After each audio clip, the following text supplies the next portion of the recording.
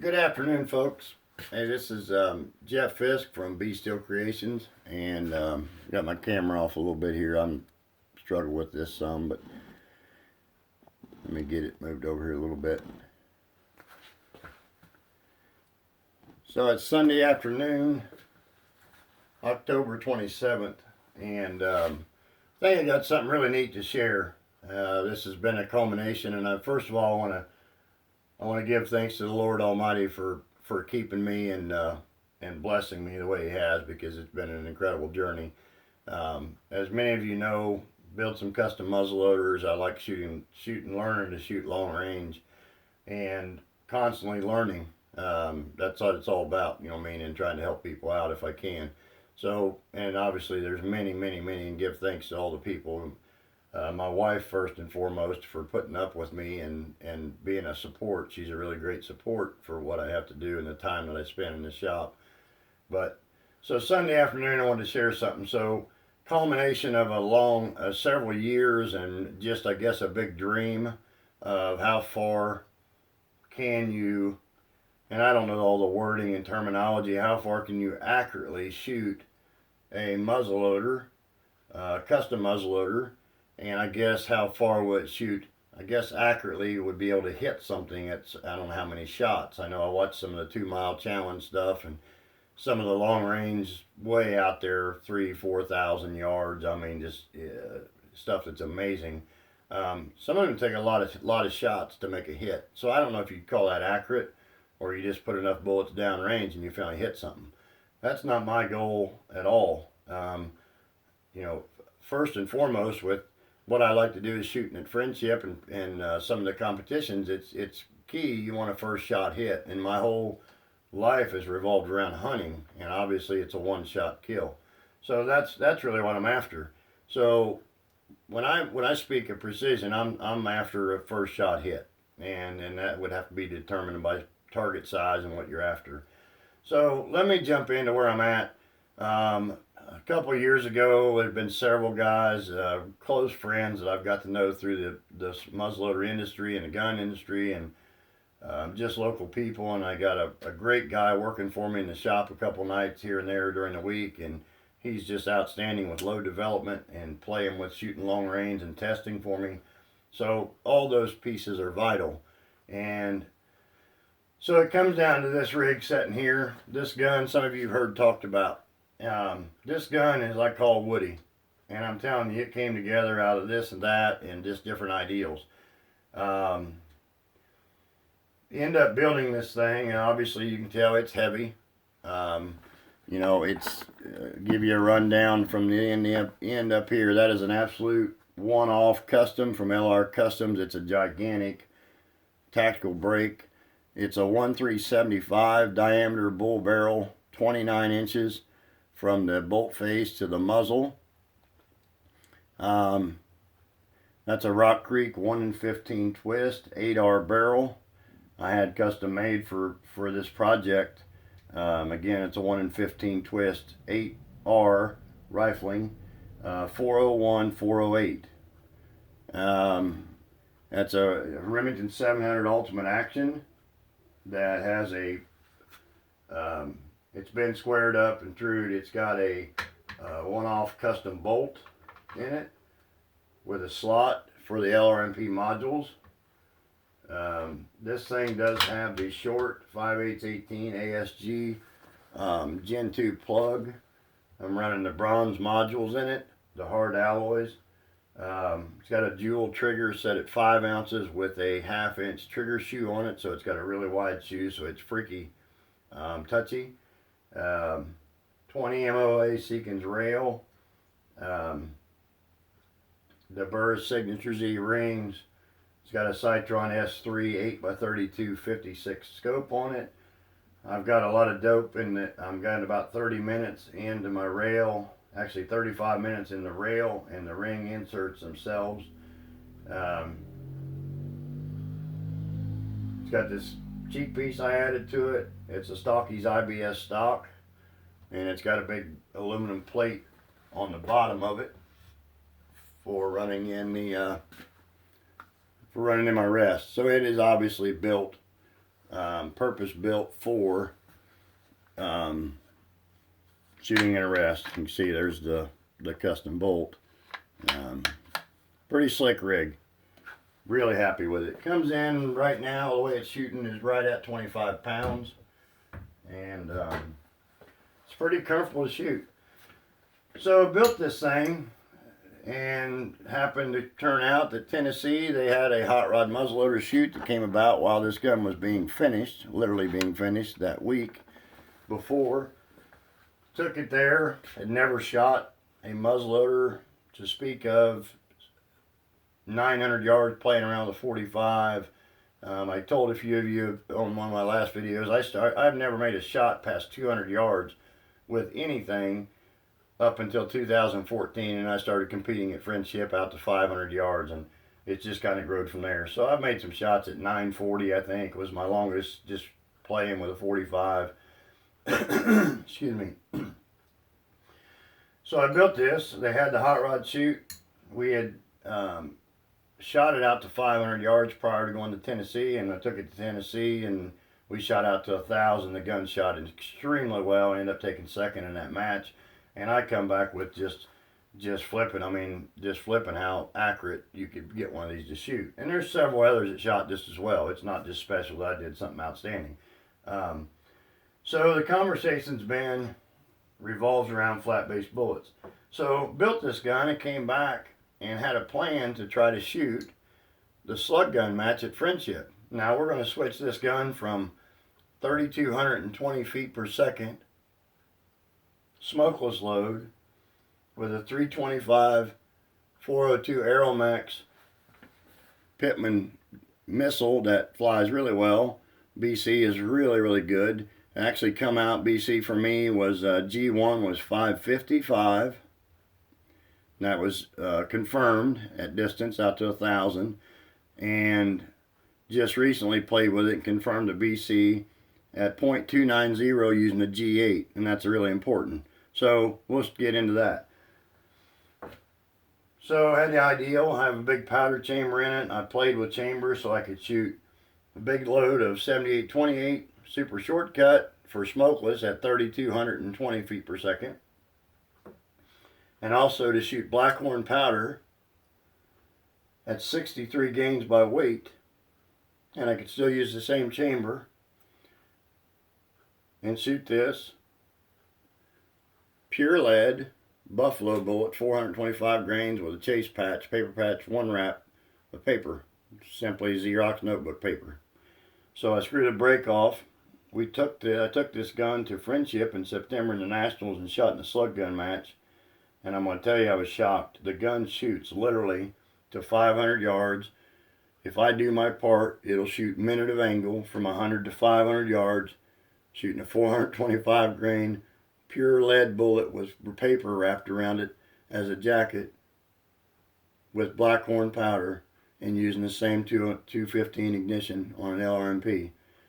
So pretty cool. About 1,740 feet per second and really accurate to 500 yards. I think it'll shoot to 6, probably be about it, where it's going to run out of gas.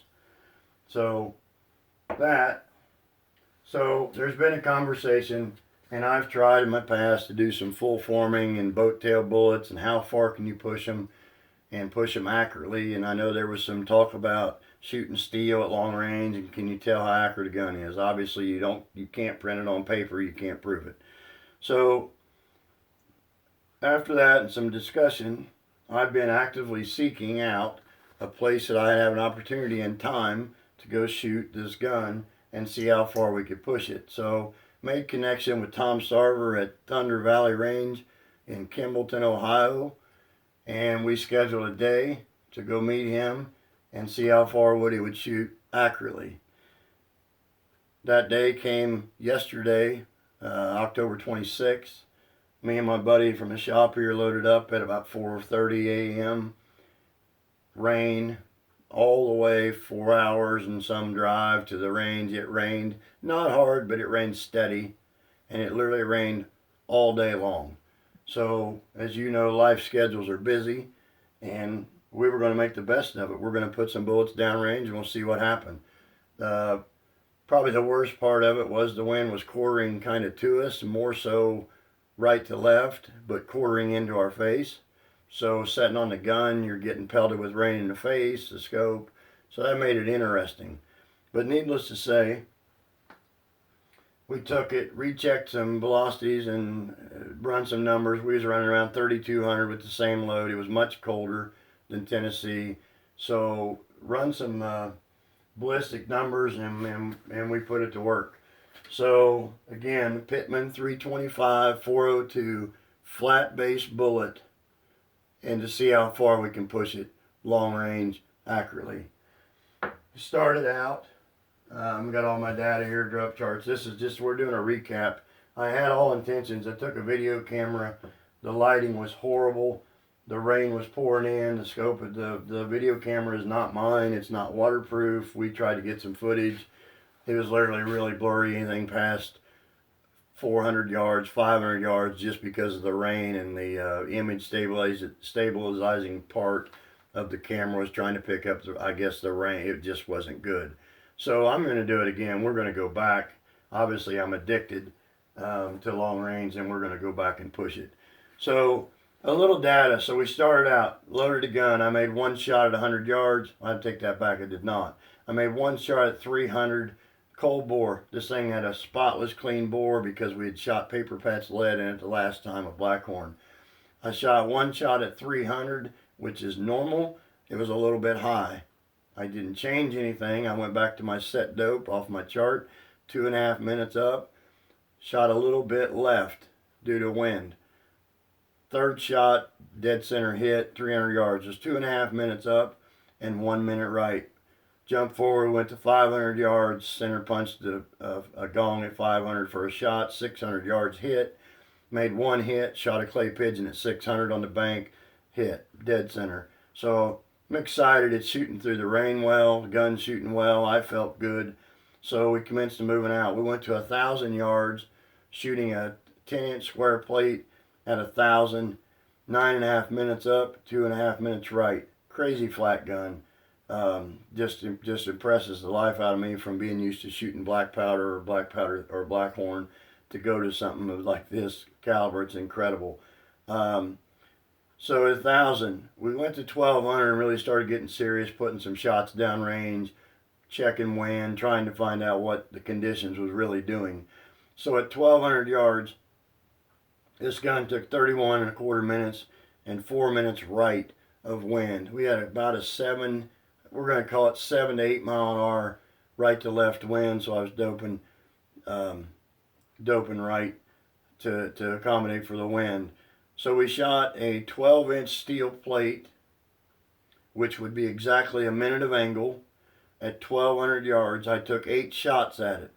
It took me 2 shots, the first 2 shots, to find the wind. I started out at 2 minutes, went to 3 minutes, and I thought the third shot I'm going to go to 4 minutes, and I think I'm there. We was close. We was just hitting off the side. So when I put 4 minutes in it, we brought it off the left side and hit the plate at shot 4. I take that back at shot 3. And so he hit at 3 at 1,200 yards. Shot 4, 5, 6, and 7. The next, I'm saying that wrong. We hit on shot 3. Shot 4 I missed. A little bit left, but I didn't feel comfortable with changing it. I thought the wind picked up. So it shot 5, 6, and 7, 3 in a row. I mean, we KO'd a 12-inch gong at 1,200 yards, minute of angle. The last 3 shots were confident was in the ballpark of 7.5 to 8-inch group. I'm ecstatically happy. Shot 8, there was a clay pigeon on the bank, and I decided to try to shoot the clay pigeon. My spotter and another range guy, I missed the clay pigeon, but we think I missed it by less than an inch off the left side. So gun was shooting just almost half MOA, 3/4 MO, easy without question, shooting minute of angle at 1,200 yards with a flat base bullet. So, you know, all that's cool. At 1,200 yards, just so you know, the bullet's down to 1,380 feet per second. We're still supersonic, so it's still transitioning well. It's still flying good. the question came after 1200, at some point we're going to hit transonic zone, and I figured the thing would just go into the dumpster, but don't know until you try it. So we set up, the rain had picked up some, so conditions are not good to be playing in a mile, but we've committed today to go do this. So made some adjustments, took a little break, got set up at 1,760 yards, which is 1 mile. This facility is set up whereas the range goes hot at 10 a.m. and it shuts down at 4 p.m. So you can't chase targets, you can't set your own steel, you can't do anything. Now if I'd called way ahead and made arrangements and knew what I was in for, we'll do it differently next time. I would have loved to have had a 36-inch round gong, which would have been 2 minutes of angle at 1760 after we got there and started shooting. That being said, the owner, Tom Sarver, asked us if we hadn't shot to a mile before, he would suggest that we start shooting low on the dirt bank and then start doping elevation to find the target so we're not shooting over the berm. So that was no problem whatsoever. So we set up to shoot a mile. My dope chart using the G8 coefficients called for 71.75 minutes. So there's a little interesting click to this. I thought I had a little more than that, but I got there and we doped out there. I had exactly 57 minutes in my scope, so I couldn't get there. So I actually set my scope at 55 minutes.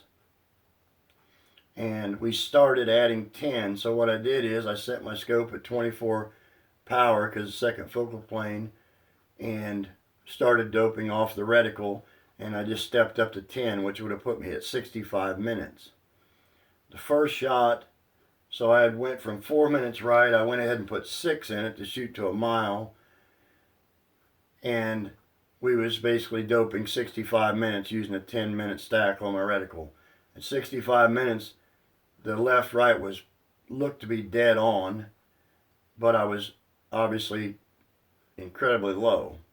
So I just started tacking 2 minutes at a time. So we went 10, which would have been 65, went to 67, 69, 71. So at shot 4, we're at 71 minutes. My dope called for 71 3/4. At shot 4, I hit elevation, looked pretty good, but it was a little bit too far left. So shot 5, I stacked up. I went to another, basically a minute. So I was doping between my 16 and 18 minute stack on my reticle. So basically I'm at the bottom because my stack only goes to 20. So I'm at 17 minutes and I had 55 in it. So we're doping 72 minutes of elevation. So it shot through this game, so that was shot 4 off the side. 5, I went right, but the elevation was perfect. Shot 6 was a dead hit. Plate was shot up quite a bit. No question it was a hit, but we couldn't really tell how solid, center or what. But you at a mile, I was ready to be flipping out happy that I even hit it. So from there on, this is an 18-inch round steel plate, which is a minute of angle at 1,760 yards. We end up shooting shots, the last 14 shots at a mile with terrible conditions. I made hits at 9 out of 14. And from my spotter and the range guy, we believe without question the last 14 shots was somewhere between 10 and 12 inches of elevation vertical.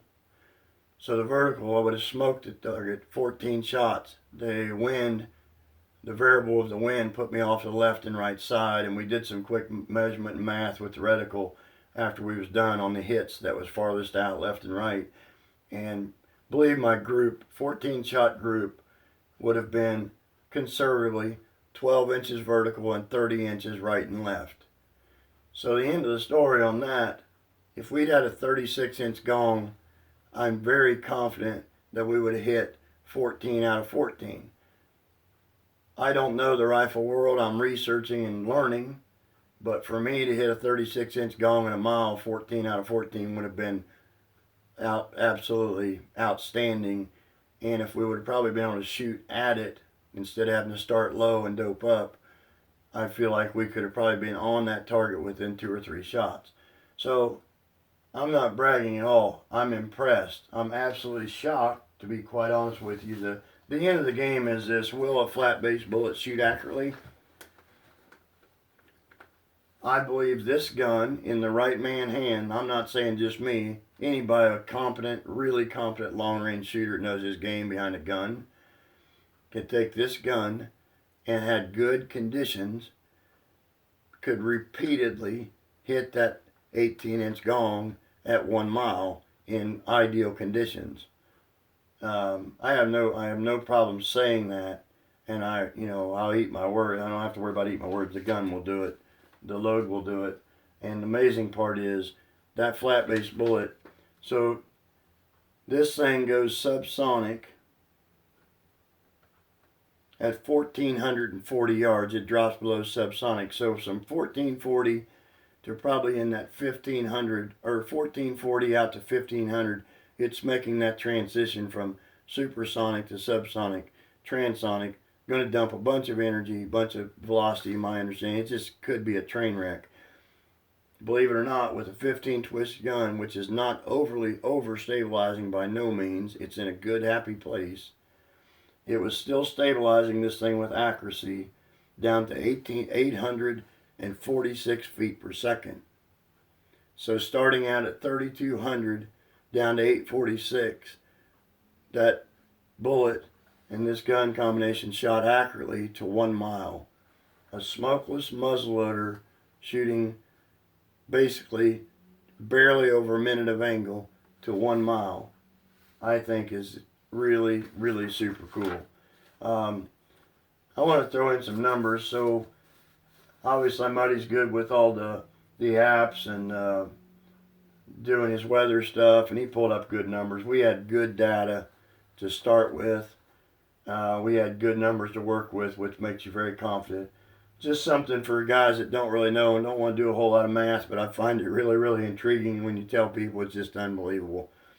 So this thing at 71 3/4 minutes up and 6-minute right dope at 1 mile, the bullet drop is 1,322 inches, which is 110 feet that the bullet drops from leaving the barrel to its highest point back to target at 1 mile was 110 feet of drop. And the wind at 6 minutes is 110 inches, which is 9.2 feet of wind drift. It's almost like a long-range golf shot. It's really cool to think about that you can send a bullet in that trajectory, in that direction, and it arcs in, lobs in, drops in, and gets pushed by wind so consistently you can hit an 18-inch to 20-inch target at a mile. So really cool. So the end of the story is, can you shoot a flat base bullet accurately out of a smokeless muzzleloader to a mile, properly built and set up for it? My answer is absolutely yes. This thing would be freaky accurate for probably almost any gun at 12 to 1,500 yards. I think the 1,700 rifle guys would give you a real run. I believe if a bolt gun, had to shoot at the same pace as we did, this thing would compete with a lot of guns at a mile. I'm not tooting horn this gun. There's several guys could build this, but I feel like I'm probably maybe the first ones ever tried it, did it. I don't know, but it's been a goal. And it kind of got set in place, obviously, and geared up after we went and shot 1,000 yards at Tennessee and shot it very accurately. So that's what I wanted to share this afternoon. I think I covered details, and anybody's got questions, feel free to Facebook message me, send me an email, give me a call. And on the business side of it, obviously, I get a lot of calls. And if anybody's watching this and they've called me and I haven't responded in a timely manner, I apologize. I'm going to recap. I do work a full-time job. This is a hobby, and I do my absolute best. And I work hard at doing my best to get back to people. But I have many people call and won't leave me a voicemail. I'm not calling you back. I'm just giving you a heads up. If you call me and you don't leave me a message, I'm not calling you back. It's a dead call. I don't know if it's a robo thing, somebody trying to sell me, or some kind of game. So if you're interested in something from me and need information, leave me a message. I will respond to that. Preferably send me an email. And the last thing would be a PM on Facebook, because it's just too many things to check, too many messages. But I'll respond to any of them in a timely manner as I can. Obviously, as you know, deer season's getting ready to kick off, and I love to hunt. And I didn't get into gun business because I wasn't a hunter. I got into building guns because I am a hunter, and I want to offer something that's proven and that works in the field. So if I don't get to spend time in the field and do things right, obviously it gets a grumpy guy. And so just bear with me and we'll work through it. There's going to be some changes for Be Still Creations going into 2020, and I'll be announcing that pretty soon. And I think the changes will be cool. And there's a lot of good builders out there, so I'm not the only game in town, and there's some good people. So God bless y'all. I appreciate your time. I hope I give you something to stew on, think about. And needless to say, the smokeless muzzleloader world is really stretching out there.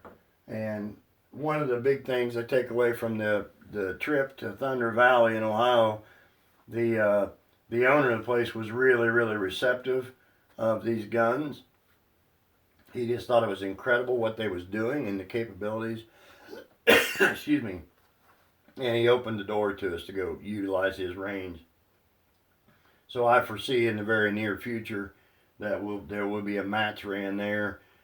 We'll see how that goes, but probably something in the 600 to a mile, a competition for smokeless muzzleloaders, and we're going to work on that. So God bless you all. You have an awesome day, and good luck this season. Shoot straight, aim small, and just enjoy your family and your time outdoors. Thank you, and God bless you.